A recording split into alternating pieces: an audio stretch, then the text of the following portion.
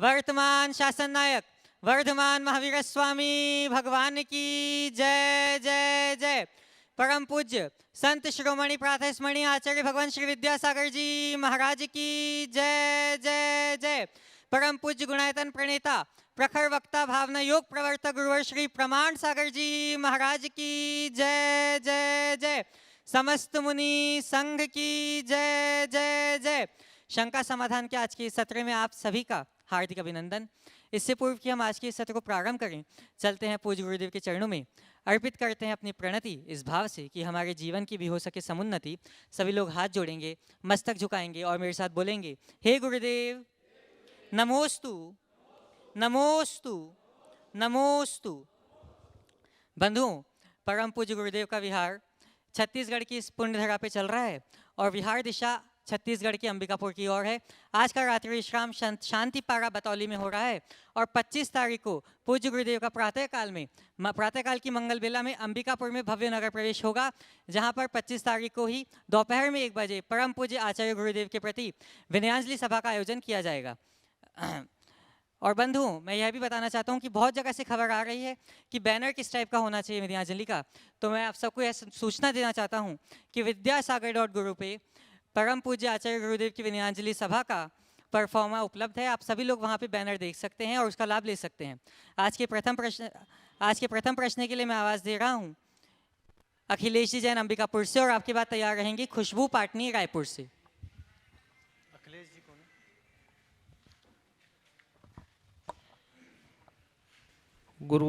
गुरुवर के चरणों में बारंबार नमस्तु नमस्तु नमस्तु।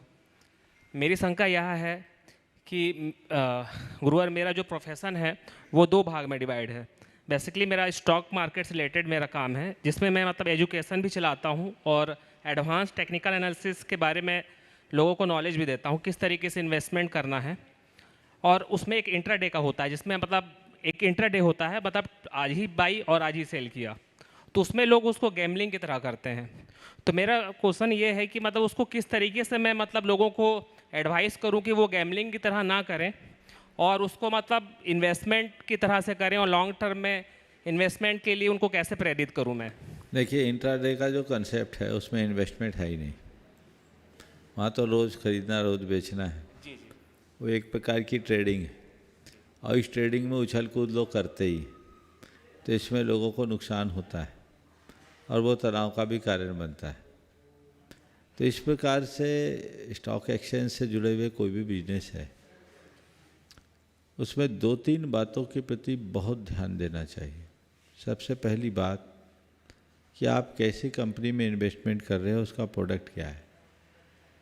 जिस कंपनी में आप इन्वेस्ट कर रहे हैं या करने की सलाह दे रहे हैं, उसका प्रोडक्ट यदि कोई हिंसक पदार्थ है तो आप हिंसा के भागीदार होंगे और उसकी कमाई के साथ हिंसा का भी शेयर आपके साथ आएगा। तो उस पाप से बचना चाहिए। इसलिए पहली कोशिश कीजिए कि ऐसी किसी कंपनी की कोई एडवाइस हमें देना ही नहीं है जिसके प्रोडक्ट में प्रत्यक्ष हिंसा की संभावना दिखती है। दूसरी बात, आप सलाह दें तो इसे केवल इन्वेस्टमेंट पर्पस से दें, जिसमें जिस तरीके से फ्यूचर और अन्य तरह के ऑप्शंस वगैरह आते हैं, जिसमें व्यक्ति बड़े बड़े गेम खेल लेता है। हाँ गुरु, जैसे बर्बाद हो जाता है। डेरिवेटिव जैसे जो ऑप्शन ट्रेडिंग है, उसके लिए मतलब यूथ है वो बहुत ज़्यादा मतलब यूट्यूब तो में ये आपको समझाना है, मैं इसके विषय में क्या कहूँगा। मैं तो एक ही लाइन में इस पूरे के पूरे धंधे की समीक्षा करता हूँ कि जिस धंधे में माल खरीदने के बाद दाम घटे और बेचने के बाद बढ़े, उसका नाम शेयर बाजार है। खरीदने के बाद घट जाए और बेचने के बाद बढ़ जाए, यानी जो खरीदने में भी रुलाए और बेचने में भी रुलाए, ऐसा काम करना ठीक नहीं। ठीक। नमस्ते गुरुवर। खुशबू जी पाटनी रायपुर से, और आपके बाद तैयार रहेंगे नवीन कासलीवाल जी कुनकुरी से। महाराज जी के चरणों में मेरा त्रैबार नमोस्तु नमोस्तु नमोस्तु। चुल्लक जी के चरणों में इच्छा में। महाराज जी, मेरा प्रश्न ये है, आज फ़ोन भी आया था तो मुझसे कहा गया कि सबकी शंका यही है कि जब हमारे किसी से 2 बात कहा सुनी हो जाती है तो हम उसका बहुत जल्दी प्रतिक्रिया करते हैं, जवाब दे देते हैं। तो महाराज जी, और बाद में बहुत अफसोस होता है, ये मेरे साथ भी है कि पहले तो जवाब दे देते, फिर बाद में बहुत उस बात का अफसोस भी होता है कि मैंने ऐसा क्यों किया, मुझे ऐसा नहीं करना चाहिए था। तो उस समय जब ये बात होती है तो मैं अपने आप को कैसे शांत रखूं, कैसे चुप रहूं? देखिए, एक प्रवृत्ति, कोई कोई लोग होते हैं जो धीर गंभीर होते हैं और कई लोग ऐसे होते हैं जो बहुत जल्दी प्रतिक्रियाएं देते हैं। तो यदि किसी की ऐसी आदत है कि त्वरित प्रतिक्रिया दे और नकारात्मक प्रतिक्रिया दे, बाद में अफसोस करे, तो उन्हें इसे अपनी एक दुर्बलता के रूप में देखना चाहिए और उसे दूर करने के लिए एक अभ्यास करना चाहिए। भावना योग उसका एक बड़ा कारगर उपाय है। और जब आप शांत दशा में हो, सामान्य स्थिति में हो, तो बार बार ये दोहराएं, मुझे सहज रहना है, मुझे शांत रहना है, मुझे संयम रखना है, मुझे सहज रहना है, मुझे शांत रहना है, मुझे संयम रखना है। ये आत्मसुझाव यदि आपके अवचेतन में बैठ गया तो जब कोई ऐसी बात आएगी तो अंदर से आएगी, मुझे सहज रहना है, मुझे शांत रहना है, मुझे संयम रखना है, मुझे सकारात्मक रहना है। वो अपने अभ्यास में लाइए तो अंदर की बात अंदर ही रुक जाएगी, प्रतिक्रियाएं नहीं होगी।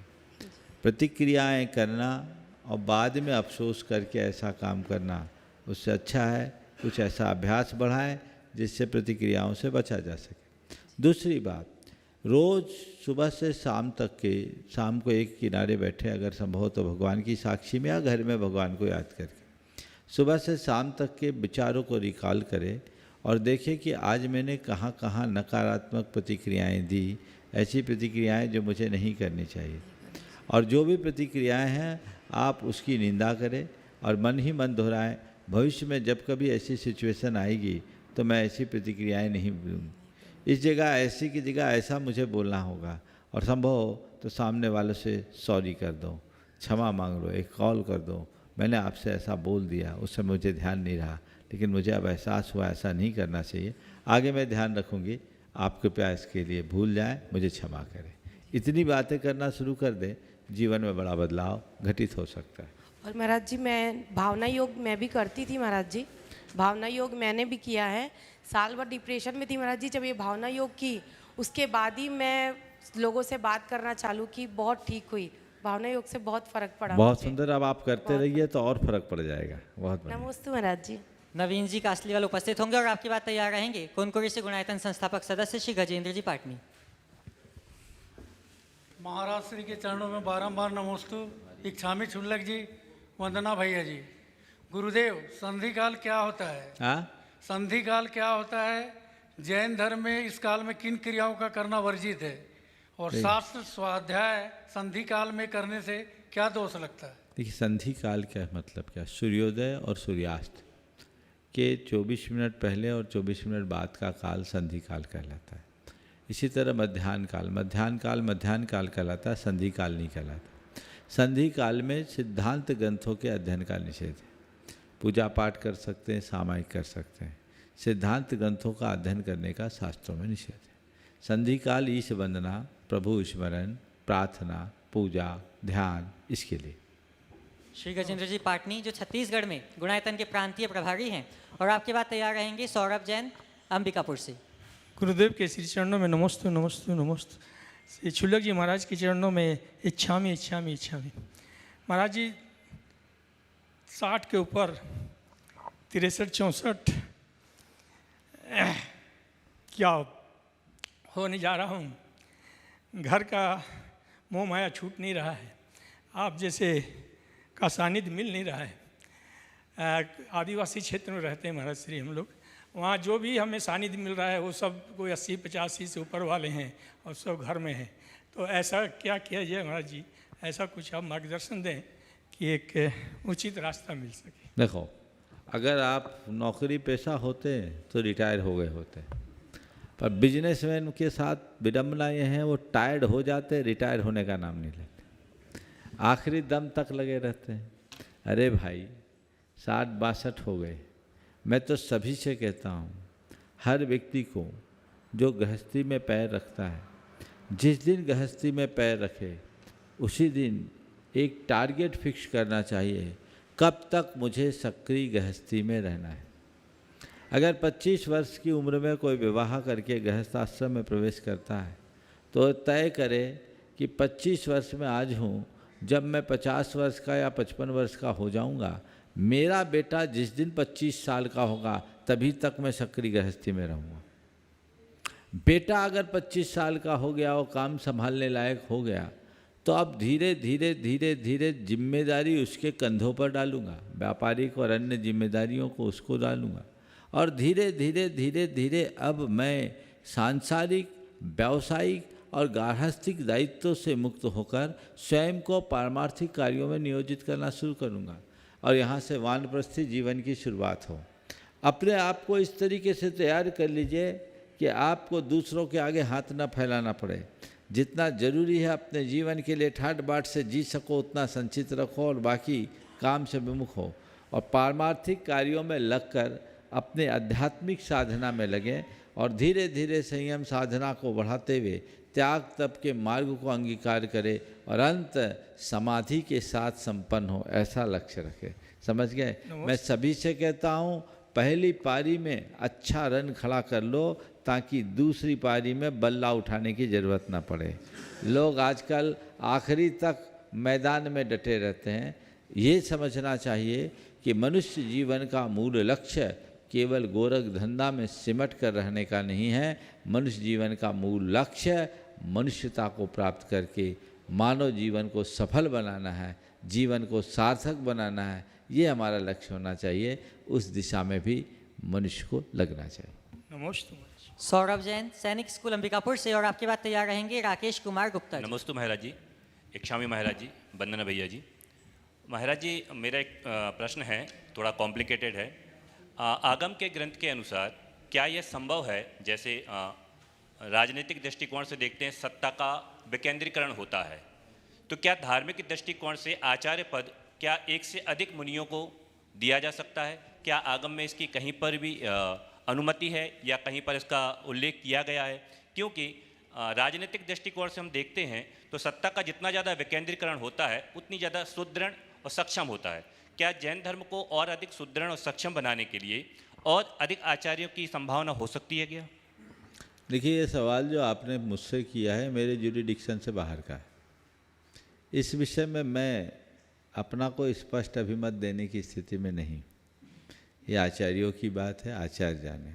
हाँ, एक बात जरूर हम देखते हैं कि अरहद बली आचार्य ने जब संघ सम्मेलन किया था, आप तो विद्वान हो, इतिहास की बात को जानते हो, तो अरहद बली आचार्य ने जब मुनियों के संघ का सम्मेलन किया तो उन्होंने पूछा, आप लोग सब आ गए?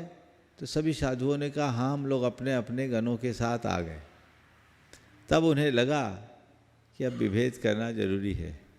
मुझे लगता है सबसे पहला विकेंद्रीकरण वहाँ हुआ और तब उन्होंने देव संघ, नंदी संघ, सिंह संघ और 4 संघ थे ना, देव संघ, सिंह नहीं, देव संघ, नंदी संघ, सिंह संघ और मूल संघ की 4 शाखाएं बनाई थी ना, अलग अलग संघ। तो ये देव संघ, नंदी संघ, सिंह संघ और एक स्मरण में नहीं आ रहा, विस्मरण हो रहा है। तो ये 4 संघ की स्थापना की थी। तो एक ही मूल संघ 4 भागों में, धाराओं में विभाजित हुआ था। तो इसको मुझे लगता है ये विकेंद्रीकरण का पहला रूप था।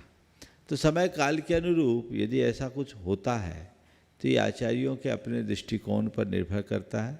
आपने जो सवाल किया है वो विचारणीय है और हम सबका एक ही मकसद और लक्ष्य होना चाहिए कि हम धर्म को की प्रभावना को कैसे बढ़ाएं और जिन शासन की उन्नति कैसे करें, ये रास्ता होना चाहिए। महाराज जी, एक और प्रश्न है। हाँ, सैनिक स्कूलों में मैं जहाँ पर पढ़ाता हूँ, पूरे इंडिया में केवल 33 सैनिक स्कूल हैं और मैं जहाँ पर अंबिकापुर में पढ़ाता हूँ केवल 1 जैन कैडेट है। तो हमारे क्या जैन धर्म में क्या अनुमति नहीं है कि उनको सैनिक बनाने की या उनको सेना में जाने की, या कुछ उनको समस्याएं हैं? आखिर क्यों हमारे जैन बच्चे बहुत कम संख्या में, 15 साल के इतिहास में मैंने 1 जैन कैडेट देखा है मैंने अपने स्कूल में। तो ऐसा क्या दिक्कत आ रही है कि हमारे, या उनको किसी तरह की पाबंदियां दी गई हैं, तो क्यों नहीं जा रहे हैं? देखिए, जहाँ तक जैनों का सैनिक में, सेना में जाने का सवाल है, जैन शास्त्र भरे पड़े हैं जिसमें जैनियों ने सेना की तरह अपने जीवन को अर्पित करके अपने राष्ट्र के गौरव को बचाया है, इतिहास है। वर्तमान में भी अनेक लोग हैं जो आज सेना में अपनी सेवाएं दे रहे हैं। अभिनंदन वर्धमान इसका जीवंत उदाहरण है, जो विंग कमांडर थे। हैं बहुत सारी, ज़्यादा संख्या में नहीं है, पर जनसंख्या के अनुपात से मैं समझता हूँ कम नहीं है।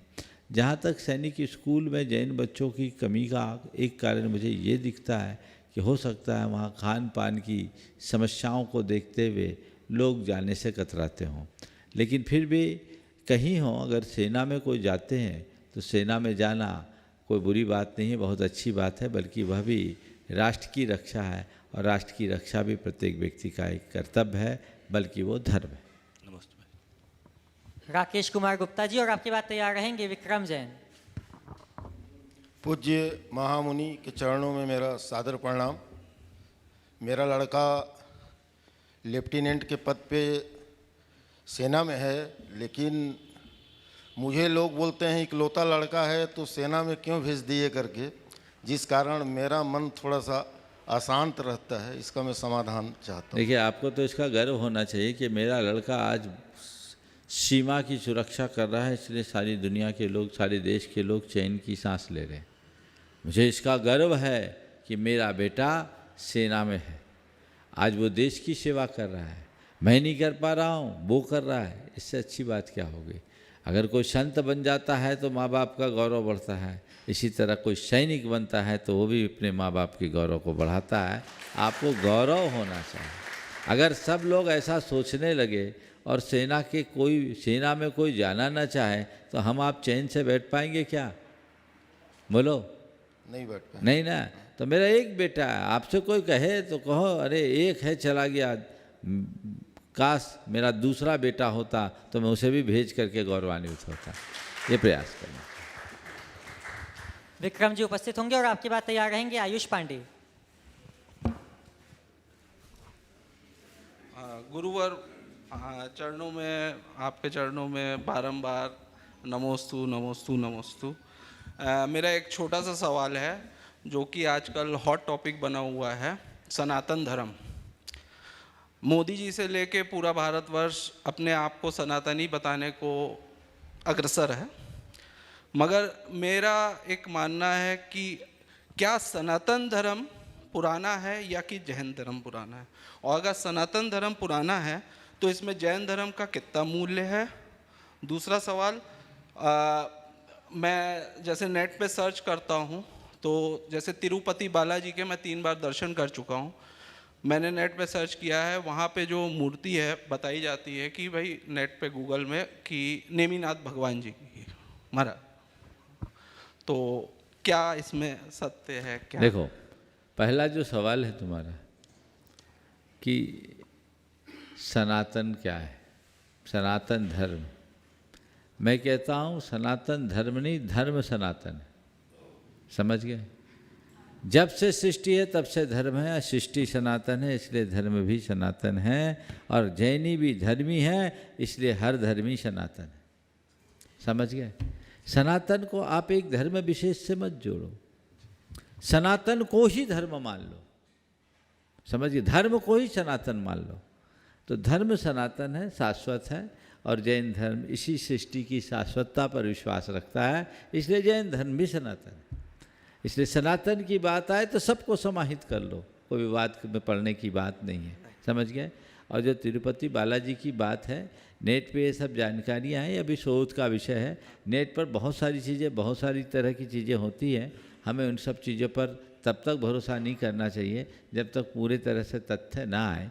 ये बात सही है कि हमारे देश के अतीत में बहुत सारे मंदिर और मूर्तियाँ ऐसी हैं, आज भी कई ऐसे हैं। आप पश्चिम बंगाल में जाएंगे जहाँ बहुत सारे जैन तीर्थंकरों की पूजा आज दूसरे रूप में की जाती है।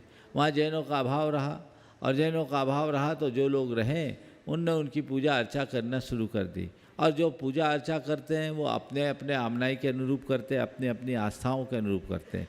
मैं इसे दूसरे रूप में देखता हूँ, कम से कम पूज रहे, खंडित तो नहीं किया। एक परंपरा तो ऐसी भी थी जो हमारी मूर्तियों को नष्ट भ्रष्ट कर देते थे, छिन्न भिन्न कर देते थे। तो जहाँ जनता का अभाव होता है, समाज का अभाव होता है, तो पूजन पाठ करने वाले कोई नहीं है, उपासना करने वाले नहीं हैं, तो भारत की जनता धर्मप्राण जनता है, और धर्मप्राण जनता होने के कारण वो उनको अपने तरीके से पूजने लगती है।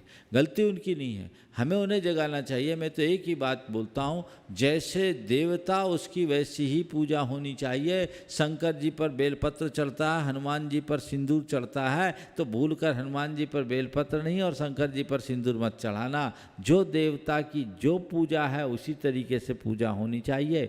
जैन तीर्थंकर की पूजा की जो प्रक्रिया है, कहीं पर भी जैन तीर्थंकर की प्रतिमा हो तो उन्हें उसी रीति से पूजना चाहिए, तब उनको उसका सही लाभ मिलेगा।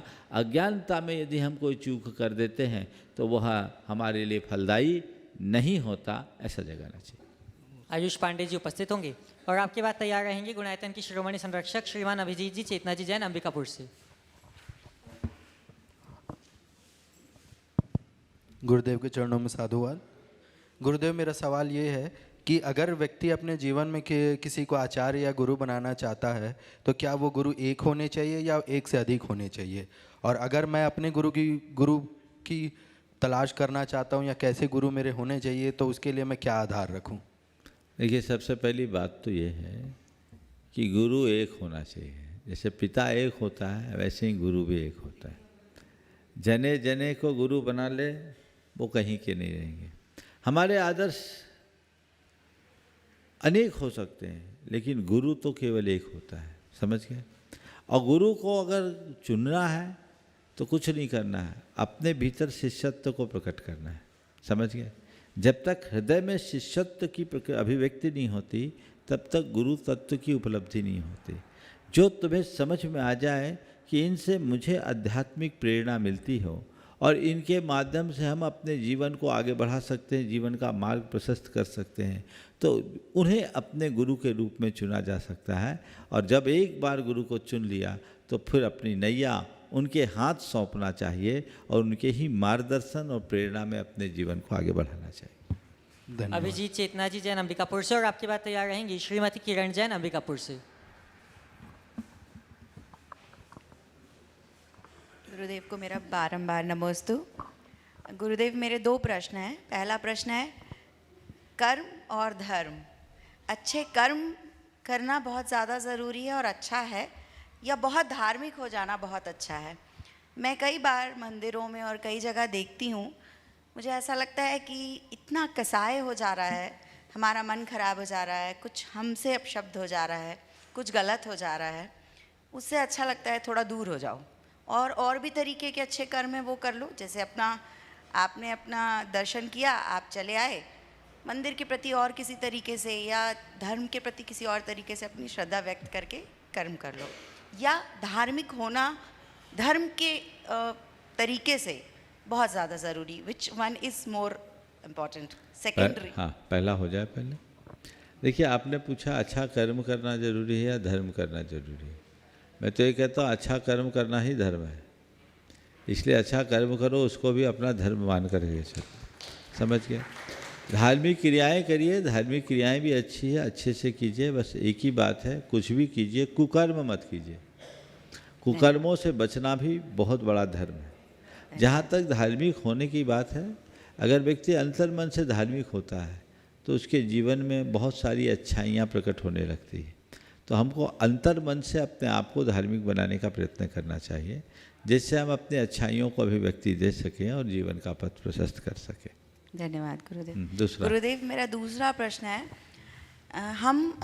हमारे धर्म के हिसाब से दो चीज़ें हैं। सिखाना भी इम्पॉर्टेंट है क्योंकि हमारी अगली जनरेशन को वो लीगेसी ट्रांसफ़र होनी चाहिए, तब तो वो सिखा पाएंगे। ये सिखाना मुझे समझ नहीं आता किस स्तर तक उचित है। क्या वो इस स्तर तक उचित है कि हम किसी और की ज़िंदगी में इतना हस्तक्षेप करने लग जाएं कि उसकी ज़िंदगी हमारी वजह से बाधित हो जाए या कुछ उसमें खलल आ जाए? देखिए, सिखाना और चीज़ों को थोपना, इसमें अंतर है। हम किसी को सिखाएं तो एक प्रकार की प्रेरणा देकर दें, वो एक मोटिवेशन होना चाहिए। हम लोग भी तो आप लोगों को सिखाते ही हैं, लेकिन हम आपकी निजी ज़िंदगी में बाधा तो नहीं बनते। हमने अपनी बात कही, तटस्थ भाव से आपको प्रेरणा दी, आपकी चेतना जगी आपने उसे फॉलो किया, अपना जीवन बदला। अब मैं कहूँ कि जो मैं कह रहा हूँ वही करो, तो ये मेरा दुराग्रह होगा। यही स्थिति बच्चों के प्रति माँ बाप की होनी चाहिए। एक उम्र तक, जब तक वो पूरी तरह से वयस्क नहीं हुआ, बड़ों को उसके हृदय में संस्कार गढ़ना चाहिए। उसे कुछ बातों की पूरी तरह से सीमाएं बतानी चाहिए, क्या हमें करना चाहिए और क्या नहीं करना चाहिए। और वह केवल वर्जनाओं तक सीमित न रखकर उसकी वजह भी बताना चाहिए कि ऐसा क्यों नहीं करना, बड़े तार्किक और मनोवैज्ञानिक तरीके से। तो वो इस तरीके से उनके हृदय में बिठा दे कि सपने में भी फिर उस चीज़ को कभी ग्रहण करने की न सोचे। जैसे प्रत्येक जैनी जो कभी भी मांस आदि का भक्षण नहीं करता, आपके संस्कार में ये बात है, आपको ये सिखाया गया, घर परिवार में आपने देखा। अब कभी कोई भी प्रसंग आएगा उसके तरफ मन ही नहीं जाएगा, नहीं जाएगा नहीं। इसी तरह जो वर्जनाएं हैं, जो हमारी मर्यादाओं का हनन है, उससे बचने की बात हमें व्यक्ति को सिखाना चाहिए, जब तक कि वो पूर्णतः वयस्क ना हो जाए। वयस्क होने के बाद आप उसे उस स्वतंत्र छोड़ सकते हैं, ये उसका खुद का चुनाव है। लेकिन अगर उसका फाउंडेशन मजबूत हो जाएगा तो खुद आगे बढ़े। हाँ, नमोस्तु महाराज जी, इच्छामी शुल्लक जी, वंदनामी भैया जी। मेरा सवाल है कि जैसे प्रतिदिन देव दर्शन का हमारा नियम होता है और हम करते भी हैं, लेकिन कई बार स्थिति परिस्थिति ऐसी आ जाती है कि हम किसी लंबे सफ़र पर हों, या बीइंग ए डॉक्टर मैं जैसे कहीं कैंप्स में जाता हूँ, वो बहुत रूरल एरियाज़ होते हैं, वहाँ पर जैन मंदिर नहीं होते हैं, तो उस दिन देव दर्शन नहीं हो पाता है। तो इसका क्या विकल्प है? जब नहीं कर पाते तो मन बड़ा विचलित होता है। वर्चुअली दर्शन कर लो। अच्छा, वर्चुअली कर लो, और कोई उपाय नहीं है, और कुछ त्याग कर लो। त्याग कर, धन्यवाद। श्रीमती किरण जैन अंबिकापुर से, और आपके बाद तैयार रहेंगे श्री शैलेश जी जैन गोमिया से। नमस्ते महाराज जी, नमस्ते महाराज जी। इच्छा महाराज जी, मेरा प्रश्न यह है कि हम जैसे मंदिर जी के लिए धोती दुपट्टा पहन के घर से जाते हैं, तो उस समय चप्पल पहन के जाना चाहिए? देखिए, इसमें लोगों के अलग अलग विचारधारा है। प्रायः कुछ लोग कहते हैं कि अपने घर के ही वस्त्र पहन कर जाना चाहिए, पर आज के सड़कों की गलियों की दशा देखकर मुझे लगता है कि ये उचित नहीं है। मंदिर में स्नान करें, मंदिर में अपने वस्त्र रखें तो सर्वोत्तम है।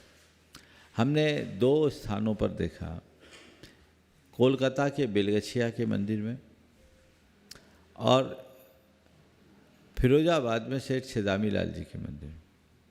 उन्होंने मंदिर में छोटे छोटी कोठियाँ बनाई, 8 फीट बाय 8 फीट के। वो किसके लिए?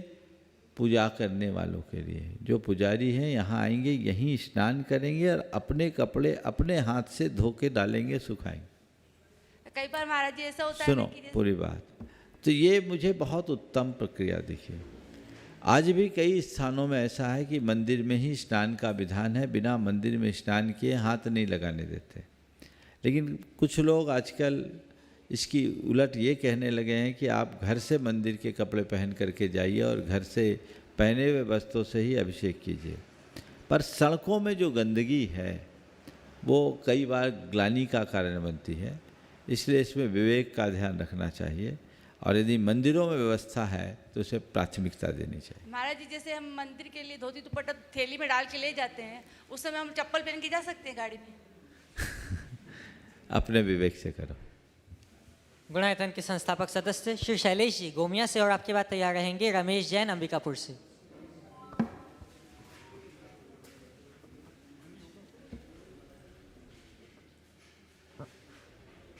महाराज जी के चरणों में मेरा, मेरे परिवार और गोमिया जन समाज की ओर से 3 बार नमोस्तु नमोस्तु नमोस्तु।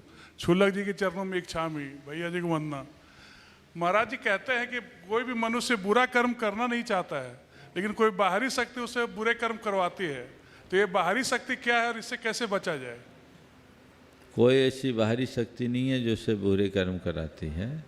ये बाहरी वातावरण की शक्ति है जिससे प्रभावित होकर वो बुरे कर्म कर लेता है। समझ गए? एक तो बाहरी वातावरण से प्रेरित होता है और दूसरे उसके आंतरिक कर्मों के संस्कार ऐसे होते हैं जो उसे बुरे कर्म के लिए प्रवृत्त कर देते हैं। इन दोनों से बचने का एक ही उपाय है, व्यक्ति आध्यात्मनिष्ठ बने और अपने जीवन को संयम के रास्ते से जोड़े। नमोस्तु महाराज। रमेश जी अंबिकापुर से, और आपके बाद तैयार रहेंगे संजय जी जैन मिहिजाम से। नमोस्तु महाराज जी, नमोस्तु महाराज जी, नमोस्तु इच्छा में महाराज जी, इच्छा महाराज जी। जब हम शिखर जी वगैरह जाते हैं या कोई तीर्थ स्थल में जाते हैं तो हमारे कहीं कभी क्या होता है, कोई मंदिरों में ऐसे भाव हो जाते हैं कि हम भाव विभोग होकर हमारे आंसू निकलने लगते हैं, इतने भावना हो जाती है हमारी।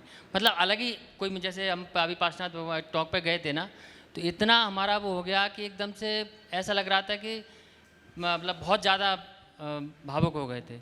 और दूसरी बात, कभी कभी जैसे सामायिक करते हैं महाराज जी हम, तो एकदम हमारे मतलब शरीर में झिझरापन आ जाता है और रोंगटे खड़े हो जाते हैं। उसका कारण क्या है महाराज जी, समझ में नहीं आता। ये भी एक प्रकार की विशुद्धि की अभिव्यक्ति है।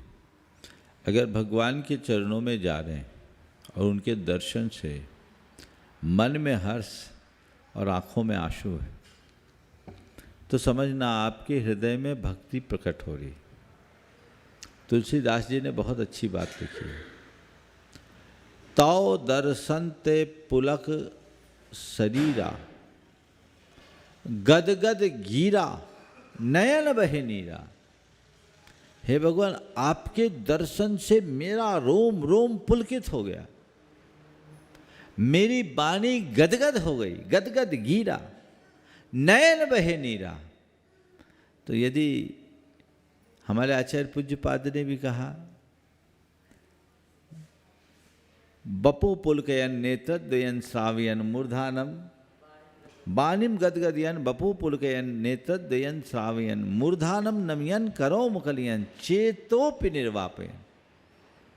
तो वाणी गदगद हो जाए, शरीर पुलकित हो जाए, नेत्रों से अश्रु की धारा बह जाए, कर मुकुलित हो जाए और हृदय अर्पित हो जाए, यही तो भक्ति की अभिव्यक्ति है। महाराज जी नमस्ते। और महाराज जी सामायिक के समय जो होता है, सामायिक के समय भी अगर ऐसा स्पंदन होता है तो अच्छी बात है। नमस्ते महाराज जी, नमस्ते।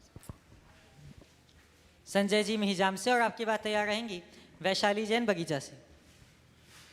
नमोस्तु महाराज जी, नमोस्तु। इच्छामी महाराज जी, इच्छामी। अंधे व्यक्ति को दिखने लग जाए तो सबसे पहले वो उस छड़ी को फेंकता है जिन्हें जीवन भर उसका साथ दिया। ऐसा क्यों होता है महाराज जी? बहुत अच्छी बात है। अंधे व्यक्ति को दिखने लगे तो सबसे पहले उस छड़ी को फेंकता है जिसने जीवन भर उसका साथ दिया। इसे प्राय जिस नज़रिए से देखा जाता है मैं उस नज़रिए से नहीं देखता। प्राय लोग कहते जिस छड़ी ने साथ दिया अब उसे फेंक दिया, यानी यूज एंड थ्रो। मैं कहता हूँ नहीं, अंधे ने अगर छड़ी का साथ लिया था और अब दिखने लगा और छोड़ रहा है तो इसका मतलब ये है कि अब मैं परावलंबन छोड़ रहा हूँ, अब मैं स्वास्थ्यित हो गया। जब तक ज़रूरत थी तब तक मैंने छड़ी ली, अब ज़रूरत नहीं तो मैं किसी का आलम्बन क्यों लूँ। अनावश्यक रूप से किसी का आलम्बन लेना, परावलंबी बनना मनुष्य के लिए शोभास्पद नहीं होता। इसलिए इस पूरे प्रसंग से व्यक्ति को स्वावलंबी बनने की प्रेरणा लेनी चाहिए और जो कुछ मुझे जहाँ जितनी आवश्यकता है उतना उपयोग करो और आगे बढ़ो, ये सोचना चाहिए। फेंक दिया नहीं, छोड़ दिया, इस शब्द को सुधार लीजिए। फेंकने में तिरस्कार है और छोड़ने में किसी भी आलम्बन से अपने आप को अलग करना है। नमस्ते महाराज जी। वैशाली जैन बगीचा से, और आपकी बात तैयार रहेंगे असीम माजी।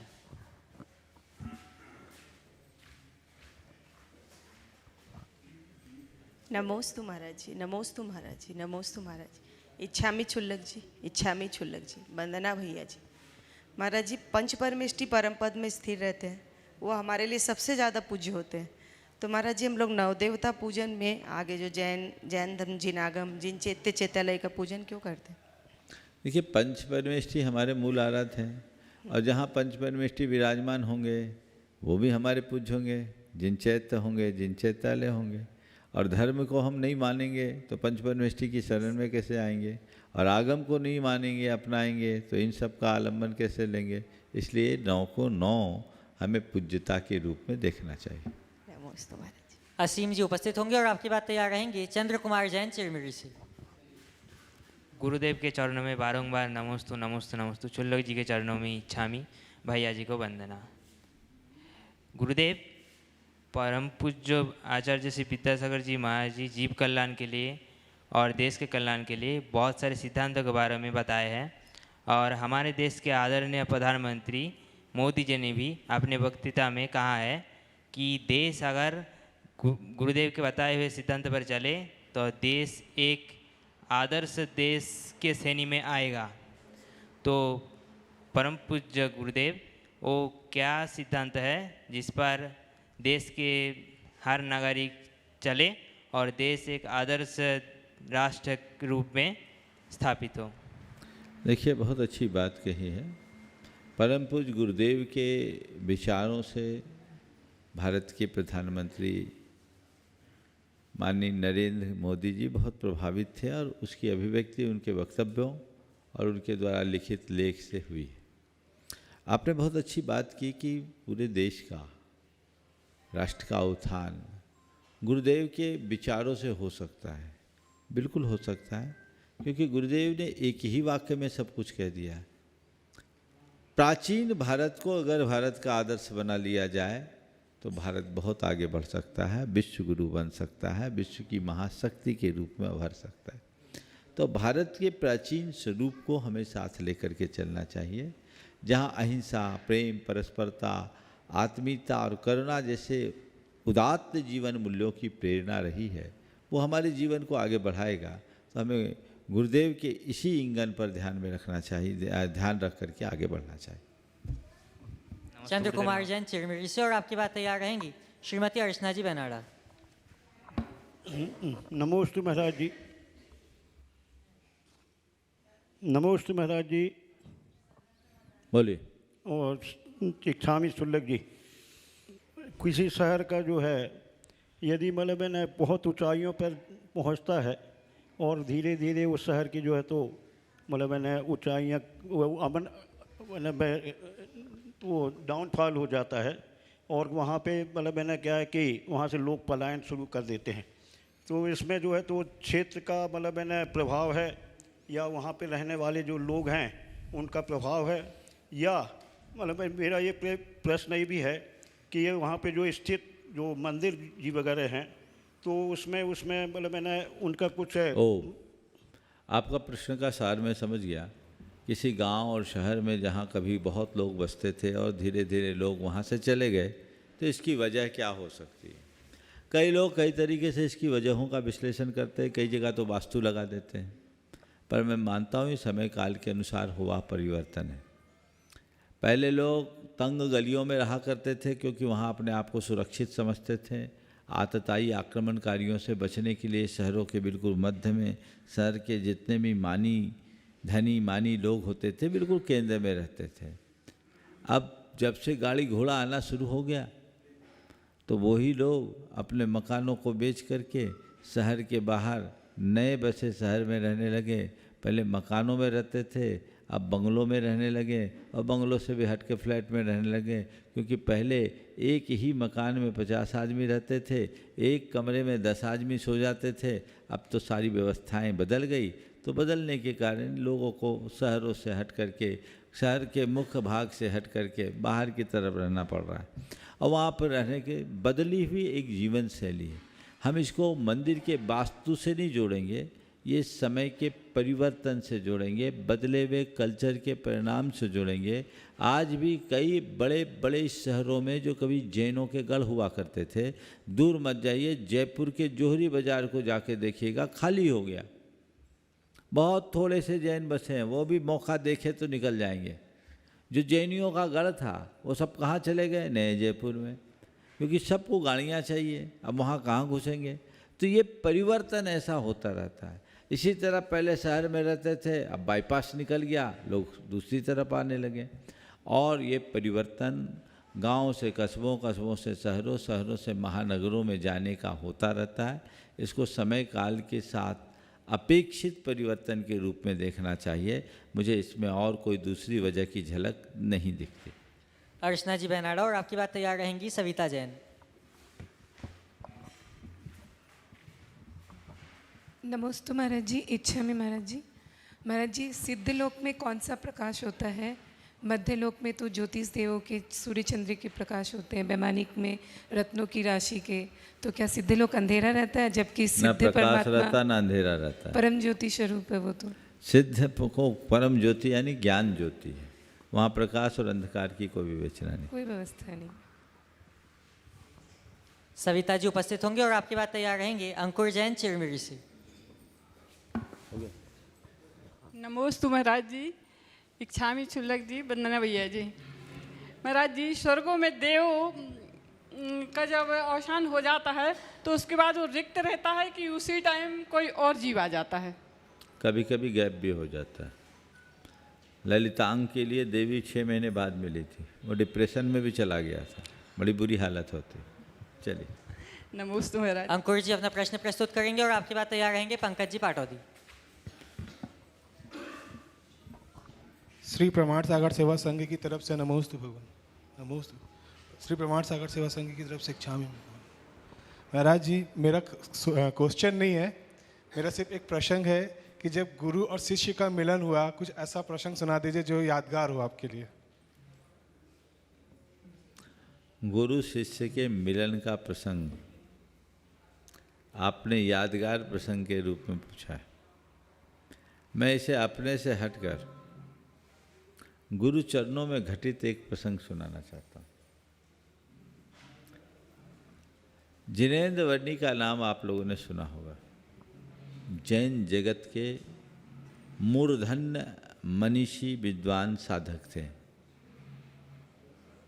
वो 1980 में गुरुदेव के चरणों में पहली बार आए, दर्शन किया, वाचना में शामिल हुए और उसके बाद थोड़े दिन बाद दोबारा आए। उन्होंने कहा कि गुरुदेव, मैंने अपने जीवन में बहुत कुछ किया, पर मुझे ऐसा लगता था कि मेरा सारा काम अधूरा है, क्योंकि मुझे सब कुछ किया पर गुरु को नहीं पाया। और उसमें कमी किसी की नहीं थी, कमी मेरी थी, क्योंकि मैं शिष्य नहीं बन पाया। आज आपके चरणों में आकर मैं उस कमी को पूरा करता हूँ। कृपया मुझे अनुग्रहित करे और मेरे गुरु के रूप में मुझे स्वीकार कीजिए। समझ गया? तो अंदर से शिष्यत्व को प्रकट कर लेना ही गुरु को पाना है। फिर वो गुरुदेव की शरण में रहे और गुरुदेव के ही मार्गदर्शन में, सानिध्य में, ईसरी में 1983 में उनकी उत्तम सलेखना। समझ? चलो, पंकज जी पाटौदी, और आपकी बात तैयार रहेंगी श्रीमती सुधा जैन चिरमिरी से। नहीं, पंकज जी पाटौदी की बात तैयार रहेंगी संजय जैन अंबिकापुर से। नमोस्तु महाराज श्री इच्छा में छुलक जी, भैया जी वंदना। महाराज श्री 19 तारीख की रात में चंद्रमा में आचार्य श्री की आकृति दिख रही थी। पहले तो व्हाट्सअप आया, फ़ोन आया, फिर हम लोग भी देखे तो हम लोग को ऐसा महसूस हुआ कि हाँ, आचार्य श्री की आकृति दिख रही है। तो इसमें क्या था? अभी जाके देखोगे तो अभी भी देखेगी, चांद ऐसा ही है, उसमें जो देखना चाहो वो दिख जाएगा। समझ गए? ये हमारे मन में जो होगा वही दिखता है। चंद्रमा जैसा था वैसा ही है, ये हमारी दृष्टि का फेर। नमस्ते। संजय जी अंबिकापुर से अपना प्रश्न प्रस्तुत करेंगे। महाराज श्री के चरणों में मेरा नमोस्तु नमोस्तु नमोस्तु। चुल्ला जी के चरणों में इच्छामी इच्छामी इच्छामी, भैया जी वंदामी। मैं करीब 20-25 साल से शिक्षा से जुड़ा हुआ हूँ, शिक्षण से। जो आधुनिक शिक्षा प्रणाली है महाराज श्री, उसमें उच्च शिक्षित हम कर रहे हैं, लेकिन उनमें संस्कार और जो सदाचार और नैतिकता के गुणों का समावेश नहीं कर पा रहे हैं। तो मेरी महाराज श्री ये जिज्ञासा है कि हम लोग शिक्षा प्रणाली में क्या सुधार कर सकते हैं कि हम जो आने वाली पीढ़ी है उनमें संस्कार, सदाचार, नैतिकता और जैन धर्म के जो मूल सिद्धांत हैं उसका समावेश करा सकें। देखिए, बहुत अच्छा सवाल आपने किया। शिक्षक चाहे वो सब कुछ कर सकता है, बशर्ते जिन बातों की बात आप कर रहे हो वो शिक्षकों में खुद हो। आज पूरी तरह व्यवस्थाएं प्रोफेशनल हो गई। एक समय था जब शिक्षक को शिक्षक की तरह नहीं, एक गुरु की भांति देखा जाता था, उसके प्रति श्रद्धा होती थी, और वो शिक्षक हमें केवल पढ़ाता नहीं था, हमें सीख देता था, जीवन को आगे बढ़ाने की प्रेरणा देता था, संस्कार मिलते थे। आज ऐसे संस्कारनिष्ठ शिक्षकों का भी अभाव है, तो बच्चों पर उसका असर नहीं पड़ेगा। फिर अभिभावक भी आज संस्कार नहीं चाहते। आज के अभिभावक अपने बच्चों की पढ़ाई में अच्छे नंबर्स चाहते हैं, मेरा बच्चा अच्छी रैंक पाए, अच्छे मार्क्स लाए, उनका भी लक्ष्य वही हो गया। तो पूरी व्यवस्थाएं बदल गई। हमें मूल्यपरक शिक्षा देने के लिए मूल्य के अनुकूल वातावरण बनाने की ज़रूरत है, और वो वातावरण घर से होना चाहिए। घर में वातावरण हो, माँ बाप उसको सपोर्ट करें, और फिर शिक्षक वैसे हो तो बच्चों पर वैसा असर पड़ेगा। आजकल संस्कारों की तो होली जल रही है। यशपाल जैन ने एक बहुत अच्छा प्रसंग लिखा। बच्चा स्कूल गया, उसे पढ़ाया गया सदा सत्य बोलना चाहिए। घर आया, किराएदार मकान मालिक किराया वसूलने के लिए घर आया, उसके पिता को खोजा। बेटे ने जाकर अपने पिता से पूछा, पिताजी ने कह दिया कह दो पापा घर में नहीं है। दूसरे दिन वो बच्चा स्कूल गया, उसे पढ़ाया गया सब जीवों पर दया करो। घर आया, देखता है उसका बड़ा भाई एक अपाहिज भिखारी को डंडे से खदेड़ कर भगा रहा है। तीसरे दिन स्कूल गया, उसे पढ़ाया गया कि सब जीवों से प्रेम करो। घर आया, देखा उसके मम्मी पापा आपस में बुरी तरह झगड़ रहे हैं।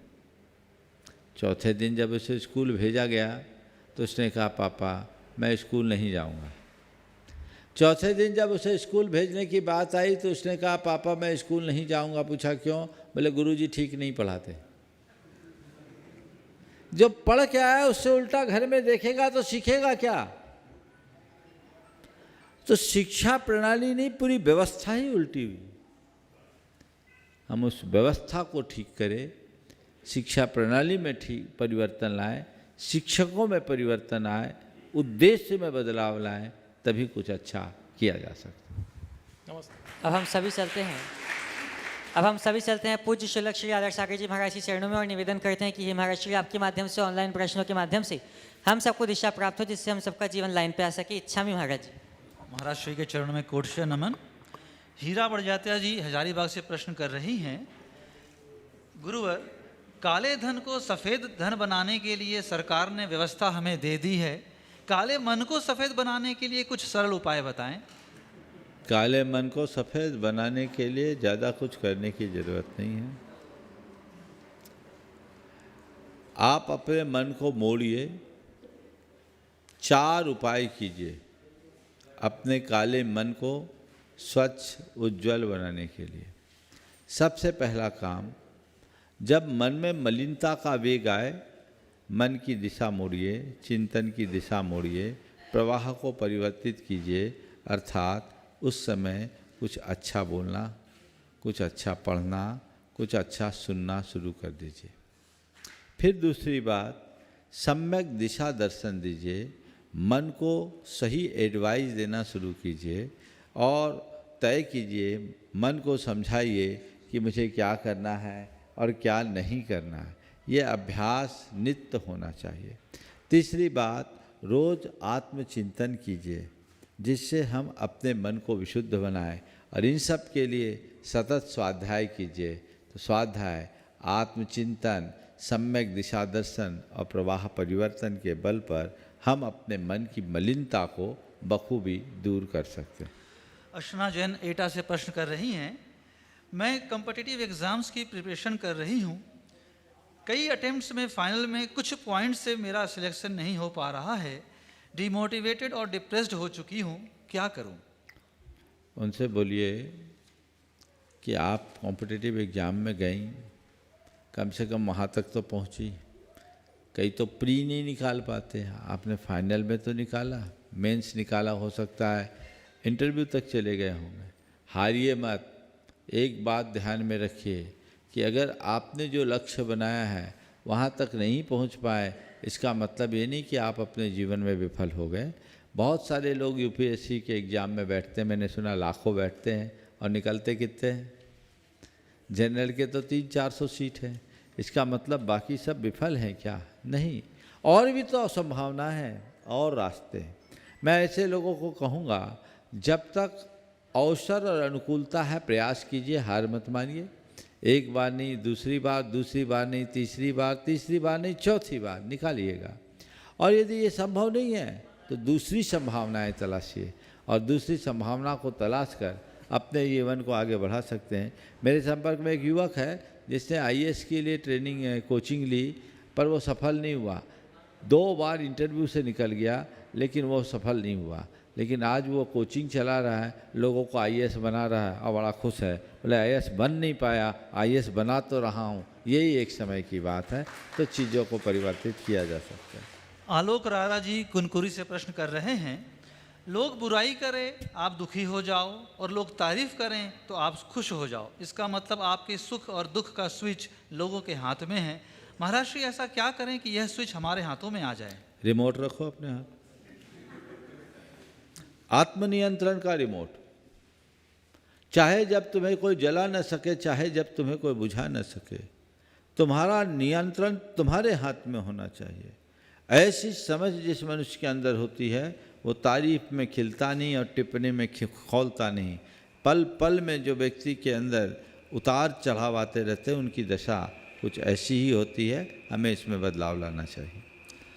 अंतिम कुमार जी अंजड़ से प्रश्न कर रहे हैं, दुश्मनी सिर्फ झगड़ा करने से ही नहीं होती, कई बार सच बोलने से भी लोग आपके दुश्मन बन जाते हैं और झूठ बोल देने पर दुश्मन दोस्त बन जाता है। तो महाराज श्री, सच बोलकर दुश्मन बनाना अच्छा है या फिर झूठ बोलकर दोस्त बनाना?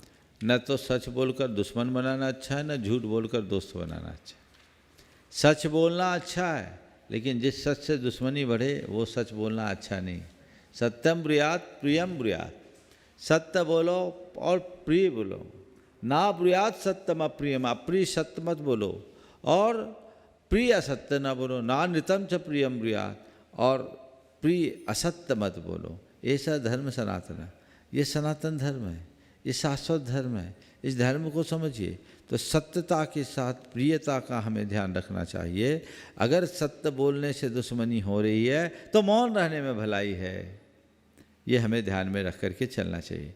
बंधुओं, परसों के दिन 25 तारीख को पूरे देश में परम पूज्य गुरुदेव के प्रति विनयाञ्जलि अर्पित करने का भाव सब लोगों ने रखा है। सारे देशवासियों से मैं कहूँगा, जहाँ जहाँ भी आप विनयाञ्जलि अर्पित कर रहे हैं, इस विनयाञ्जलि सभा को सार्वजनिक सभा के रूप में रखें, ताकि वे लोग जो आचार्य गुरुदेव के व्यक्तित्व और कृतित्व से अभी तक अपरिचित हैं, उनको उनके दिव्य व्यक्तित्व, उनके विराट व्यक्तित्व का बोध हो सके। इसलिए इसे व्यापक तरीके से करना चाहिए। और 1 बजे से जो कार्यक्रम सुनिश्चित किया गया है उसमें सभा में सभी को 1 मिनट का मौन रख करके विनयाञ्जलि की शुरुआत करनी चाहिए। इसके लिए सभी को प्रयास करना है। ये योग अंबिकापुर वाले को लग गया, जो गाड़ी रिवर्स होकर के आ गई है। हम लोग 25 तारीख को अंबिकापुर में भी ये विनयाञ्जलि सभा का आयोजन करेंगे ही, लेकिन सारे देश में जो भी जहाँ करने जा रहे हैं वो बहुत उत्साह और उमंग के साथ इसे संपन्न करेंगे। एक सवाल अनिल मेहता जी उदयपुर से प्रश्न कर रहे हैं, वर्तमान काल में इंसान मतलबी क्यों होता चला जा रहा है? नकलची मतलबी, हाँ। क्या यह परंपरा अनादिकाल से है? इससे कैसे बचा जाए? देखिए, मतलब स्वार्थ ये आज की बात नहीं है, हमेशा से मनुष्य के मन में अच्छाइयाँ और बुराइयाँ साथ साथ चली आ रही है। किसी में ज़्यादा होती, किसी में कम। जिसकी चेतना जागृत होती है वो इन दुर्बलताओं और दोषों से मुक्त हो जाता है, और जिनकी चेतना सुप्त होती है वो इसी तरह के दोष दुर्बलताओं में फंसा रहता है। हम सब के हृदय में एक आध्यात्मिक चेतना जगनी चाहिए, जिससे इन सब दुर्बलताओं से बचा जा सके। समय हो गया, यहीं पर विराम। बोलिए परम पूज्य आचार्य गुरुवर श्री विद्यासागर जी।